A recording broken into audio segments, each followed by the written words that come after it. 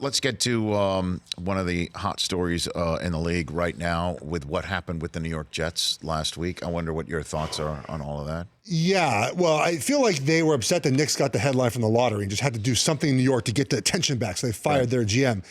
The problem with the Jets is what happens with a lot of teams. You have a disconnect between your front office and your head coach. Right. They don't work together. And I understand it has worked at times. I played for the Giants. A lot of times the decisions about player personnel were done above Tom Coughlin's head, and obviously Tom Coughlin made it work. I'm in other places, like you mentioned Detroit, where they kind of draft and pick up guys together.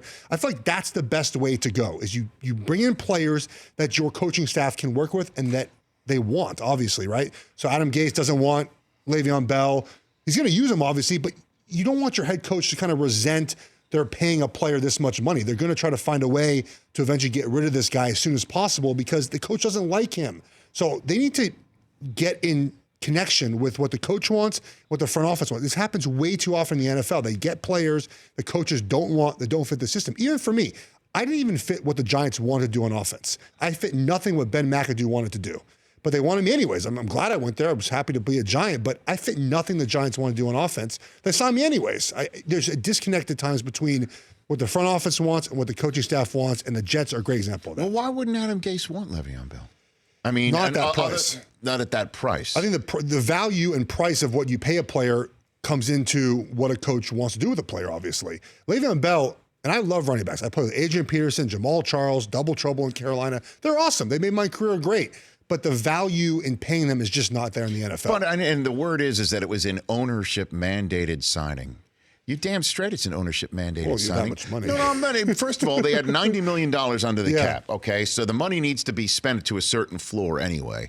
In terms of this franchise, right? This franchise got the quarterback right in terms of getting him in there and getting him up to speed. And Darnold shows some excellent ability, and he's a tremendous person and a great face to have out there. You got that one straightened out. You got Jamal Adams, who is in the back end of that defense, and he is, as my buddy Prime calls, a dog. Okay, yes. He is a dog and a culture-changing individual on the back end there.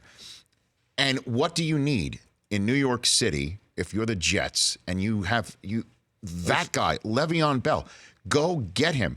And if you're a coach who doesn't want that money to be spent on the running back, and the owner's saying, this is what I want, then you should know which organization you signed up with. This is the Jets. These things happen with the Jets. If you didn't want to do that, if you didn't want to be in a situation where this stuff gets overruled, then just know where you've signed to, you know? I understand wanting the splash. The Jets franchise should be Sam Darnold, should be forward-facing, which I think he will end up being. Right. You know, obviously, Le'Veon Bell is a splash guy. You don't have to spend all your money. The Colts have a ton of money. They didn't spend a lot in free agency. The value of paying Le'Veon Bell, especially as much as they did when it seemed to be no other bidders. Who else was bidding for Le'Veon Bell? That's part of this, too, is that Gase looks at it and say, who else was going to pay Le'Veon Bell? I guess so. He said, look, and again, I like Gase. I think that he deserves the shot. Clearly, he's just been hired. I mean, it's sort of crazy to be said. Right. And I saw what Kenyon Drake did in his offense. I mean, it was... His offense is going to be very good. I know that. Offense. I know it's going to be good. Le'Veon Bell and his offense with Darnold doing what he's doing, Geoff Schwartz, and you've got those the receivers that they have that are becoming to get... that kid in Nunwa can just run over you, and Robbie Anderson can take the top of the defense off, and Curse from the Seahawks from a couple of years ago. I mean, they're putting some people together here that they have an opportunity if they don't piss Le'Veon Bell off before he even shows up for his first OTA. It's crazy. Why is not there either?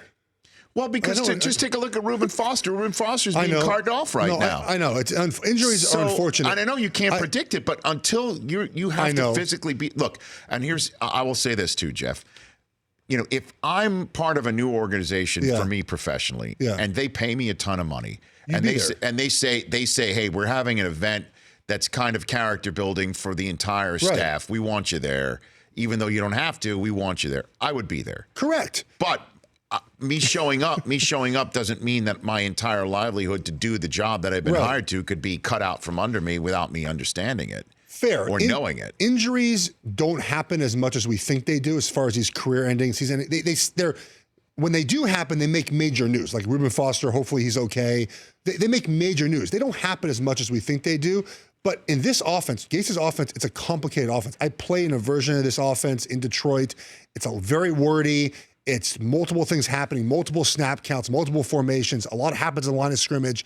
Bell needs to be there to learn this stuff. Training camp is not as intense as it used to be. It's hard to cram all this in. He doesn't have to be on the field. Just be there, talk to Sam Darnold, figure out what you do with the linemen, like just being the facility. I'm not that upset about it. It's voluntary. We negotiated that. I'm fine with it being the way it is, but just kind of be there. They paid you all this money. Just show up and kind of team build with Sam Darnold.